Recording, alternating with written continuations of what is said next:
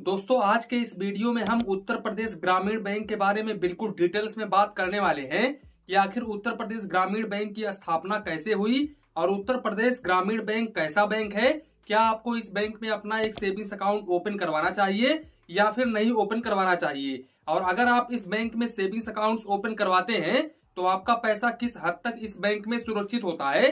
साथ ही साथ जो आप सेविंग्स अकाउंट ओपन करवाते हैं उस सेविंग्स अकाउंट के ऊपर कितना चार्जेस देना पड़ता है। तो वीडियो स्टार्ट करते हैं। दोस्तों अगर हम बात करें उत्तर प्रदेश ग्रामीण बैंक के बारे में तो उत्तर प्रदेश ग्रामीण बैंक 3 बैंकों को मिला करके बनाया गया है। 1 मई 2025 को मर्जर हुआ था, तब जाके उत्तर प्रदेश ग्रामीण बैंक की स्थापना हुई थी। अब वो कौन कौन से 3 बैंक हैं तो प्रथमा ग्रामीण बैंक है, आर्यावर्त ग्रामीण बैंक है और बड़ौदा यूपी ग्रामीण बैंक है। इन तीनों को मिला करके एक नया बैंक का निर्माण हुआ जिसका नाम है उत्तर प्रदेश ग्रामीण बैंक यानी कि रीजनल रूरल बैंक, जिसको स्पॉन्सर्स करता है बैंक ऑफ बड़ौदा। तो ये एक तरीके का गवर्नमेंट बैंक है। तो आप इस बैंक में अपना सेविंग्स अकाउंट ओपन करवा सकते हैं। अगर हम पैसे को लेकर के बात करें तो यहाँ पर भी आपका 5 लाख रुपए तक का अमाउंट बिल्कुल सुरक्षित होता है। ये बैंक भी DICGC से इंश्योर होता है, तो यहाँ पर आप आंख बंद करके भरोसा कर सकते हैं। दूसरी बात, इस बैंक में आपको मोबाइल बैंकिंग और इंटरनेट बैंकिंग का भी फैसिलिटीज देखने को मिल जाता है। इनके मोबाइल बैंकिंग एप्लीकेशंस के ऊपर 3.8 का रेटिंग है और 5000 लोगों ने रिव्यू दिया हुआ है और 35 MB का ये एप्लीकेशंस है और 1 मिलियन प्लस लोगों ने डाउनलोड करके रखा हुआ है। तो आप इसी बात से अंदाजा लगा सकते हैं कि भाई इनका मोबाइल बैंकिंग एप्लीकेशंस कैसा है। और यहाँ पर भाई इनके ज्यादा ग्राहक नहीं है, जिसके कारण डाउनलोड यहाँ पर काफी कम है। अब देखो, अगर मैं एलिजिबिलिटी क्राइटेरिया को लेकर के बात करूं तो यहाँ पर आप माइनर से भी अपना सेविंग्स अकाउंट ओपन करवा सकते हैं। डॉक्यूमेंट्स में आधार कार्ड, पैन कार्ड वगैरह देना पड़ेगा। आप उत्तर प्रदेश ग्रामीण बैंक के किसी भी ब्रांच में जाकर के बहुत ही इजीली अपना सेविंग्स अकाउंट ओपन करवा सकते हैं। अकाउंट ओपन करते समय आपको अप टू 1000 रुपए की डिपॉजिट करनी पड़ती है और आपका भारतीय नागरिक होना जरूरी है, तो आप इस बात का जरूर ध्यान रखें। दूसरी बात, सेविंग्स अकाउंट के ऊपर आपको 2.50% पर एनम का रेट ऑफ इंटरेस्ट भी देखने को मिल जाता है, तो ये काफी अच्छी बात है। दूसरी बात, अगर मैं मिनिमम बैलेंस को लेकर के बात करूं तो यहाँ पर देखो, अगर आपने रूरल में अपना सेविंग्स अकाउंट ओपन करवाया है या फिर सेमी अर्बन में अपना सेविंग्स अकाउंट ओपन करवाया है तो फिर इस केस में आपको 500 रुपए क्वार्टरली एवरेज बैलेंस मेंटेन करके चलना पड़ेगा। और अगर आप इस मिनिमम बैलेंस को मेंटेन नहीं करते हैं तो फिर इस केस में आपको मैक्सिमम 125 रुपए प्लस GST क्वार्टरली बेसिस पर चार्जेस देना पड़ेगा। अब देखो, यहाँ पर अगर आप 250 रुपए से लेकर के 499 रुपए तक मेंटेन करते हैं तो फिर आपको जितना चार्जेस देना पड़ता है, जैसे कि 125 रुपए प्लस GST आपको देना पड़ रहा है, तो इसमें में से आपको ओनली 50% ही चार्जेस देना पड़ेगा। लेकिन वहीं पर अगर आप 100 रुपए से लेकर के 249 रुपए तक यानी कि 80% शॉर्टफॉल करते हैं तो फिर जितना चार्जेस है यानी कि 125 रुपए का आपको 80% चार्जेस देना पड़ेगा। इसके अलावा अगर आप इससे कम मिनिमम बैलेंस मेंटेन करते हैं तो फिर आपको पूरा 125 रुपए प्लस GST क्वार्टरली बेसिस पर चार्जेस देना पड़ेगा। वहीं पर अगर आपने अपना सेविंग्स अकाउंट मेट्रो सिटी और अर्बन में ओपन करवाया हुआ है तो फिर इस केस में आपको 1000 रुपए क्वार्टरली एवरेज बैलेंस मेंटेन करके चलना पड़ेगा और अकाउंट ओपन करते समय भी इतना ही डिपॉजिट करना पड़ेगा। अब अगर आप इस मिनिमम बैलेंस को मेंटेन नहीं करते हैं तो फिर इस केस में आपको मैक्सिमम 250 रुपए प्लस GST क्वार्टरली चार्जेस देना पड़ता है। अब देखो, यहाँ पर अगर आप 500 रुपए से लेकर के 999 रुपए मेंटेन करते हो तो फिर इस केस में आपको 50% चार्जेस देना पड़ता है। जो भी इनका चार्जेस है, जैसे कि 250 रुपए प्लस GST, तो उसका 50% आपको चार्जेस देना पड़ेगा। अगर आप यहाँ पर 500 रुपए से लेकर के 999 रुपए तक मेंटेन कर लेते हैं तो। दूसरी बात, अगर आप यहाँ पर 250 रुपए से लेकर के 499 तक मेंटेन करते हैं तो फिर आपको 80% चार्जेस देना पड़ेगा, जितना भी इनका चार्जेस है उसमें में से। और अगर आप इससे भी कम मिनिमम बैलेंस मेंटेन करते हैं तो फिर आपको 100% चार्जेस देना पड़ता है। फॉर एग्जांपल, अगर आपने यहाँ पर 500 रुपए से लेकर के 999 रुपए मेंटेन किया तो फिर इस केस में ये जो भाई साहब 250 रुपए प्लस GST जोड़ रहे हैं चार्जेस, इस चार्जेस का आप 50% कैलकुलेट कर लेना, जितना आएगा उसमें 80% 18% प्लस GST जोड़ लेना। भाई उतना आपको चार्जेस देना पड़ेगा, 50% का मतलब यही है। इसके अलावा यहाँ पर SMS अलर्ट के ऊपर आपको 20 पैसे प्लस GST पर SMS चार्जेस देना पड़ता है और यहाँ पर मैक्सिमम आपको 15 रुपए प्लस GST मंथली बेसिस पर चार्जेस देना पड़ता है।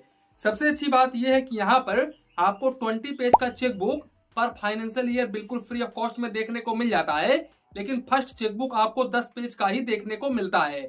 अगर आप एक्स्ट्रा चेकबुक वगैरह लेते हो तो फिर इस केस में आपको 5 रुपए प्लस जीएसटी पर पेज का चार्जेस देना पड़ता है। इसके अलावा मैं आप लोगों को बता दूं कि अगर आप कैश डिपॉजिट वगैरह करते हो ब्रांच के माध्यम से या फिर नॉन बेस ब्रांच के माध्यम से, तो फिर इस केस में आप एक महीने में 5 ट्रांजेक्शन कर सकते हैं, यानी कि 5 बार कैश डिपॉजिट कर सकते हैं।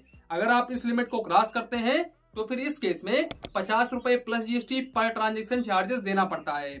दूसरी बात, अगर आप कैश विड्रॉवल वगैरह करने के लिए जाते हो ब्रांच के माध्यम से या फिर नॉन बेस ब्रांच के माध्यम से, तो फिर इस केस में यहाँ पर भी आप एक महीने में 5 ट्रांजेक्शन कर सकते हैं।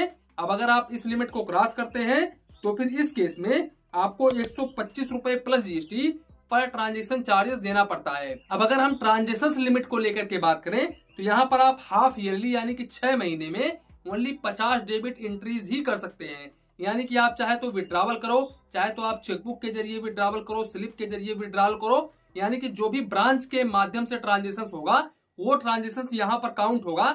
लेकिन कुछ ट्रांजेक्शन ऐसे भी होते हैं जो यहाँ पर काउंट नहीं होते हैं, जैसे कि अगर आप पेमेंट वगैरह स्टॉप वगैरह करवाते हो तो फिर वो ट्रांजेक्शन यहाँ पर काउंट नहीं होगा।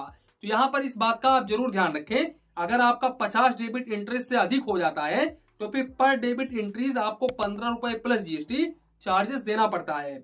इसके अलावा यहाँ पर अगर आप डुप्लीकेट पासबुक वगैरह लेते हैं तो फिर इस केस में आपको 100 रुपए प्लस जीएसटी चार्जेस देना पड़ता है। साथ ही साथ यहाँ पर यूपीआई आप कर सकते हैं, जैसे कि गूगल पे, फोन पे, पेटीएम वगैरह per day up to 1 lakh रुपए तक कर सकते हैं। इसके अलावा अगर आप डीडी वगैरह बनवाते हैं तो फिर आपको 4 रुपए पर 1000 के हिसाब से चार्जेस देना पड़ता है और मैक्सिमम आपको 15,000 रुपए चार्जेस देना पड़ता है। अब वो डिपेंड करता है कि आपने कितने अमाउंट का डीडी बनाया है, उसी के अकॉर्डिंग आपको चार्जेस देना पड़ेगा। ये मैंने आपको मैक्सिमम चार्जेस बताया है। इसके अलावा यहाँ पर आपको एटीएम कार्ड भी देखने को मिल जाता है। यहाँ पर आपको क्लासिक वेरिएंट का डेबिट कार्ड देखने को मिलता है।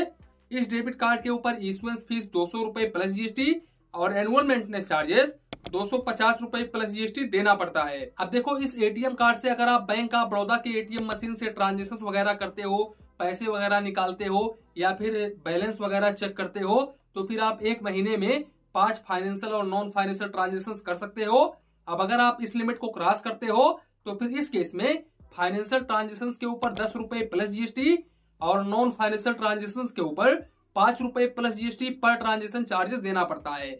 वहीं पर इस एटीएम कार्ड से आप किसी दूसरे बैंक के एटीएम से ट्रांजेक्शन वगैरह करते हो तो फिर इस केस में नॉन मेट्रो सिटी से आप 5 ट्रांजेक्शन मंथली कर सकते हो और मेट्रो सिटी से आप 3 ट्रांजेक्शन मंथली कर सकते हो। अब अगर आप इस लिमिट को क्रॉस करते हो तो फिर इस केस में फाइनेंशियल ट्रांजेक्शन के ऊपर 23 रुपए प्लस जीएसटी और नॉन फाइनेंशियल ट्रांजेक्शन के ऊपर इतना ही चार्जेस देना पड़ता है। यानी कि नॉन फाइनेंशियल ट्रांजेक्शन के ऊपर भी 23 रुपए प्लस जीएसटी चार्जेस देना पड़ता है। मैं आपको बता दूं कि इस एटीएम कार्ड से आप पर डे 25,000 रुपए निकाल सकते हो और 50,000 रुपए तक ऑनलाइन ट्रांजेक्शन कर सकते हो।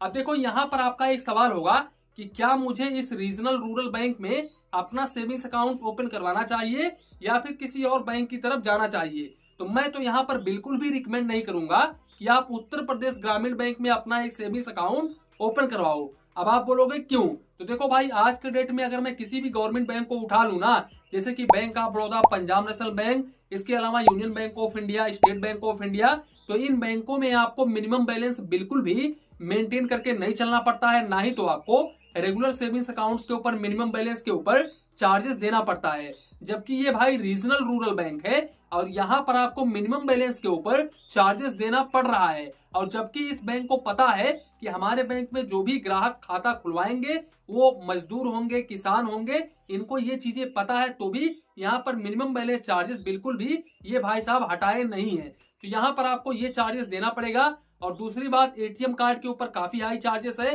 पंजाब नेशनल बैंक की बात करूं तो वहां पर आपको 150 रुपए देना पड़ता है, केनरा बैंक में 200 रुपए है, यूनियन बैंक में भी 200 रुपए है। और यहाँ पर एक हिसाब से एसएमएस के ऊपर इन्होंने लिमिट लगा करके रखा है। तो आप चाहे तो इस बैंक की तरफ जा भी सकते हो या फिर चाहे तो आप किसी और बैंक में अपना सेविंग्स अकाउंट ओपन करवा सकते हो। अब अगर आप पूछोगे कि सर मुझे कौन से बैंक में अपना सेविंग्स अकाउंट ओपन करवाना चाहिए, तो देखो, अगर आप गवर्नमेंट बैंक की तलाश कर रहे हो तो गवर्नमेंट बैंक में state bank of India, bank of Baroda, Indian bank, Canara bank और पंजाब नेशनल बैंक, ये बैंक काफी टॉप क्लास के बैंक है। इन बैंकों में अपना सेविंग्स अकाउंट ओपन करवा सकते हो। तो दोस्तों कुल मिलाकर के ये था आज का वीडियो। यहीं पर वीडियो को समाप्त करते हैं। वीडियो पसंद आया हो तो प्लीज वीडियो को एक लाइक करिए और अपने चैनल फाइनेंस बैंकिंग को सब्सक्राइब करिए। मन में कुछ डाउट हो, कंफ्यूजन हो तो प्लीज कमेंट करिए। धन्यवाद। मिलते हैं नेक्स्ट वीडियो में।